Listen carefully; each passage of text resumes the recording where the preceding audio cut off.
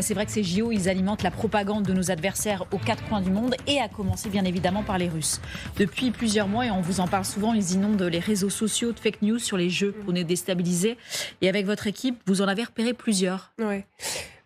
Comme on parle de compétition, s'il y a bien une discipline où les Russes sont les champions, c'est la propagande, vous allez le voir. Regardez et écoutez un extrait de cette vidéo.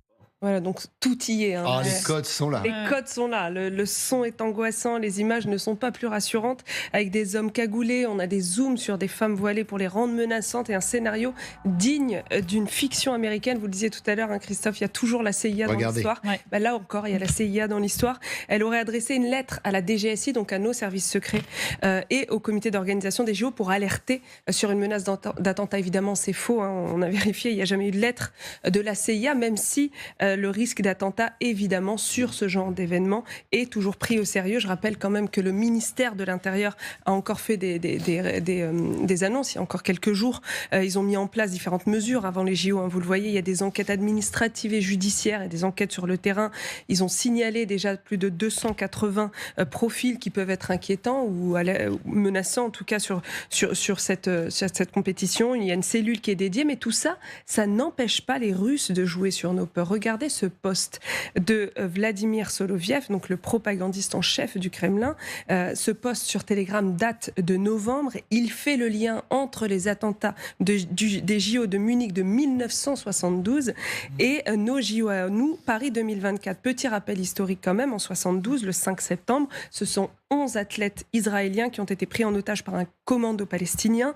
L'opération de sauvetage de la police allemande tourne au fiasco, bilan 17 morts. Et donc c'est ce qui fait dire à Soloviev et qui lui fait partager ce graffiti notamment, et il n'est pas le seul, d'ailleurs on l'a vu largement sur les réseaux sociaux, pour faire le lien entre les propagandistes du Kremlin qui racontent finalement des graffitis seraient apparus à Paris, représentant donc un fusil d'assaut qui passe symboliquement de la main munichoise à la main parisienne, comme le relais, comme la flamme olympique.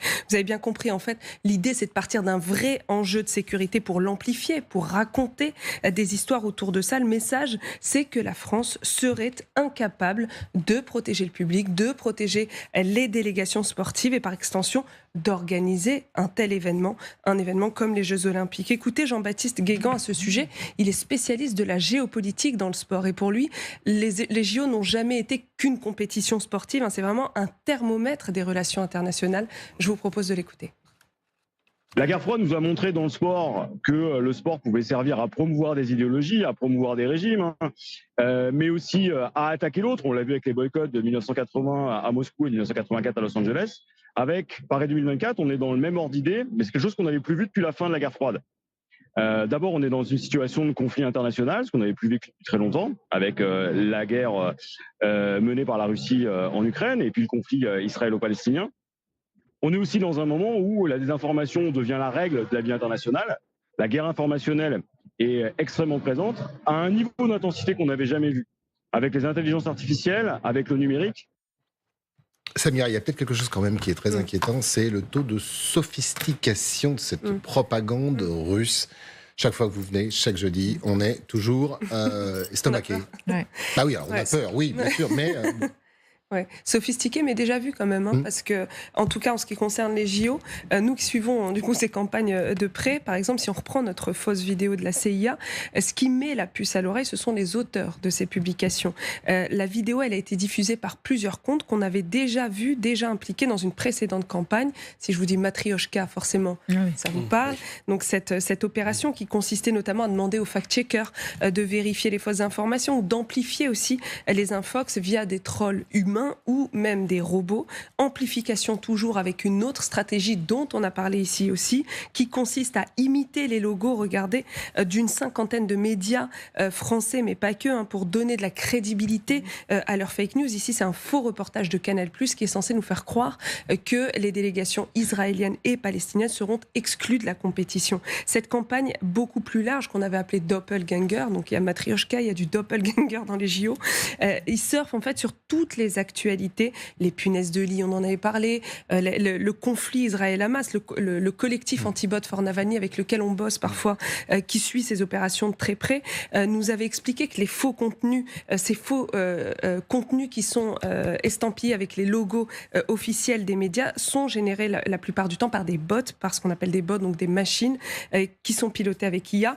En tout, ils avaient repéré, vous allez le voir, 27 000 tweets générés par au moins 8 834 bots.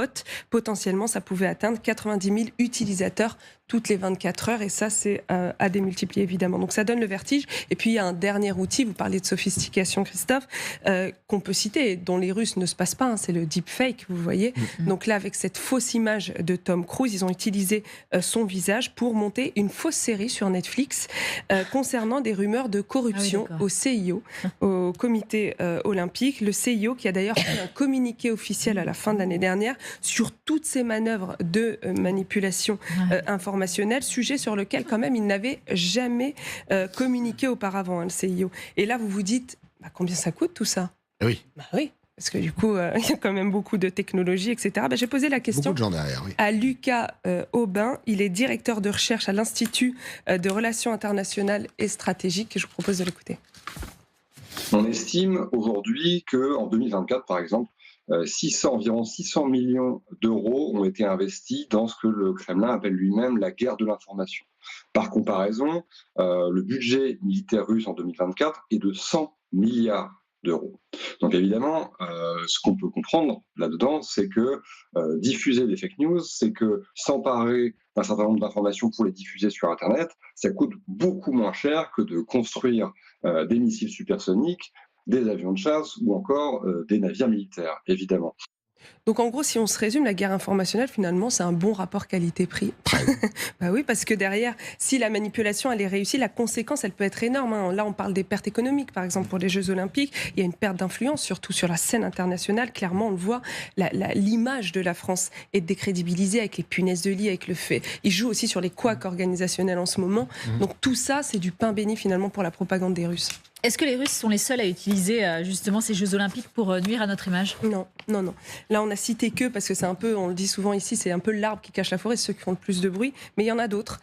En juillet dernier, on a vu apparaître cette vidéo, je ne sais pas si vous l'avez vu passer, une vidéo de propagande sur les réseaux sociaux. Elle appelle au boycott des Jeux Olympiques en mixant des images d'athlètes et des images des émeutes qui ont eu lieu cet été après le décès du jeune Naël. Très rapidement, les services du Quai d'Orsay qui travaillent sur les ingérences étrangères ont fait le lien entre cette vidéo et un entrepreneur basé en Azerbaïdjan, à la tête de 2 entreprises qui sont spécialisées dans le marketing et les jeux vidéo. Alors j'ai eu accès à leur rapport, je l'ai lu. En tout, ils ont identifié 91 comptes à l'origine de cette campagne, avec les indices qui convergent donc vers le même pays. Vous le voyez, donc une photo de profil qui comporte le drapeau de l'Azerbaïdjan, une localisation déclarée en Azerbaïdjan, la présence de caractère azéri dans leur publication. Alors quel est le rapport entre les JO de Paris et l'Azerbaïdjan, entre l'Azerbaïdjan et la Russie, ça on le sait. Voilà, mais pourquoi est-ce que les Azéris s'impliquent, enfin l'Azerbaïdjan s'implique aussi? Il y a l'Arménie.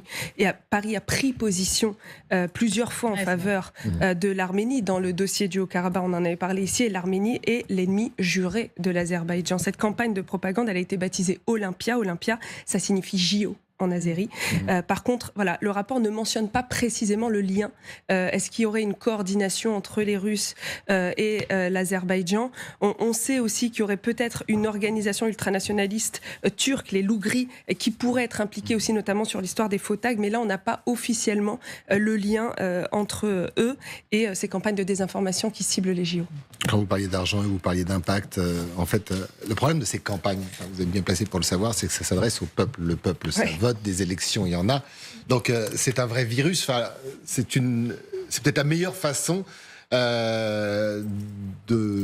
d'inoculer le mal dans nos populations. Le mal ou son propre récit, parce que si on prend par exemple l'exemple de la France, il suffit de regarder les affiches qu'on a vues là, qui ont fait beaucoup de polémiques là, ces derniers jours. Oui. Il y a beaucoup de polémiques, mais il y a beaucoup de messages que la France a voulu faire passer. Donc elle elle veut nourrir aussi un contre-récit, la France. Et d'une manière globale, les compétitions sportives sont une vitrine pour un pays, encore plus pour le pays qui reçoit. C'est pour ça d'ailleurs qu'on est une cible, nous aussi, de choix. Sur ce point, je vous propose juste d'écouter une dernière fois Jean-Baptiste Guégan, le spécialiste de la géopolitique dans le sport.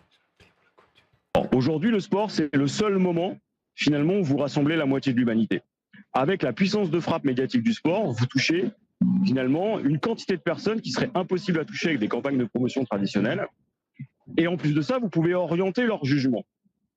Puisque quand on regarde du sport, j'ai envie de dire que on a un a priori positif. Si en plus la fête est belle, que les images sont attractives, vous réussissez votre tour de force. On appelle ça du nation branding.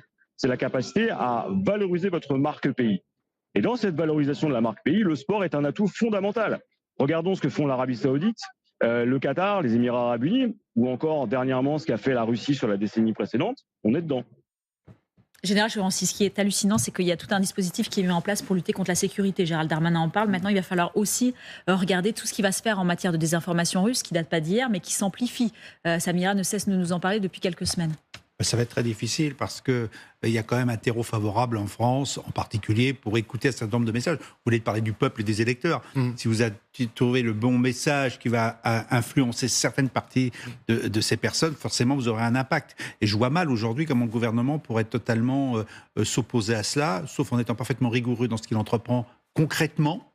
Que dès qu'il y a une bavure, on la règle rapidement. Dès qu'il y a un problème, on le règle, avec bien sûr le discours qui accompagne. Mais on ne peut pas lutter contre ça, général. Mais ça va trop vite. En démocratie, on est en situation asymétrique à notre défaveur.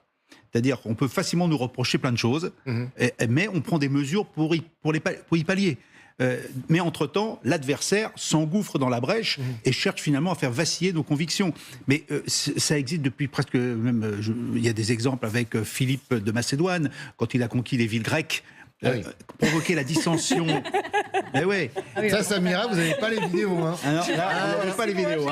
Mais j'ai pas de recherche d'images. Non, mais simplement ce que je veux dire. Quand il a provoqué la dissension au sein de la population des villes grecques, il les a conquises sans combattre. C'est ça que je veux dire. Par une forme de désinformation. Par la désinformation. Ça a toujours existé. La différence aujourd'hui, peut-être, c'est qu'il y a des moyens techniques tellement énormes, tellement importants que maintenant, et puis des outils nouveaux, qu'effectivement, on peut façonner finalement des oppositions dans un État, dans une ville, dans un gouvernement, et finalement l'affaiblir pour finalement gagner sans la guerre. Et en fait, c'est la vraie question. Sauf que maintenant, quand même, je crois quand même qu'il y a la guerre d'information ou les stratégies d'influence ne peuvent pas s'abstenir d'utiliser des formes de recours à la force, mais pas forcément la force militaire, et des rapports de force qui permettent finalement de... Oui, mais on a l'impression, depuis 2 ans qu'on suit cette guerre ensemble, on a l'impression que ça va de pair.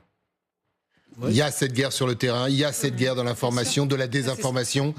Voilà, c'est qu'il faut faire avec. Il faut mener les deux, bien sûr. Oui, et ce qui est intéressant, c'est qu'il y a 2 approches, en fait, parce que ce qu'on a vu, cette vidéo est destinée aux Occidentaux, aux Français, et de l'autre côté, en Russie, ce que je vois depuis des semaines, c'est que les influenceurs, les influenceuses russes pro-Kremlin essaient de passer le message comme quoi on n'a rien à faire avec les JO parce que ça ne nous intéresse plus, parce que vous savez, les athlètes russes ont été bannis et ils vont participer sous la bannière neutre.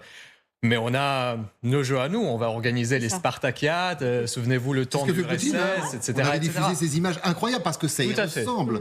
Tout à fait. On a des pays copains, on a la Biélorussie du dictateur Loukachenko, on a Azerbaïdjan, etc. etc. Donc vraiment, on peut s'en sortir et nos athlètes seront toujours à la hauteur et on n'est pas obligé de participer avec des Occidentaux. Un point, il y a quand même une démocratie qui a un temps d'avance sur la lutte contre la désinformation, c'est la Finlande. Ils ont mis en place une stratégie nationale de lutte contre la désinformation et ça passe par l'éducation dans des programmes scolaires où on apprend à décortiquer les articles, où on apprend à décortiquer des tweets. Et je pense que ça fait partie des pays. Je pense aussi à Singapour qui est très en avance sur le sujet. Donc il y a quand même des outils pour les démocraties.